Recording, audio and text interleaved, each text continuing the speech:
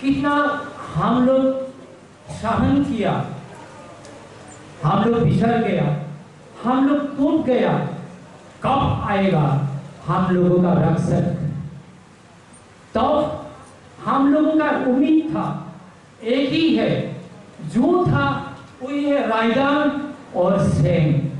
वही से हम लोग कॉलेज समाज और त्रिपुरा को हमने आगे बढ़ाने के लिए धीरे धीरे से चलने लगा। कभी कभी ऐसा लगा हम लोग इस त्रिपुरा में खत्म हो जाएगा, कभी भाग नहीं पाएगा। लेकिन आप ऐसे आया, हम लोग टूटा हुआ दिल को, टूटा हुआ समाज को रखने के लिए आया। इससे पहले हम लोग इस रायदान 1337 और 14 मार्च महाराजा वीर विक्रम किशोर देववर्मा माणिक्य बहादुर जी ने हम लोग को जिस रायदान दिया, उस रायदान से हम लोग इतना दिन तक कॉलेज समाज को और त्रिपुरा को रक्षा करके आया।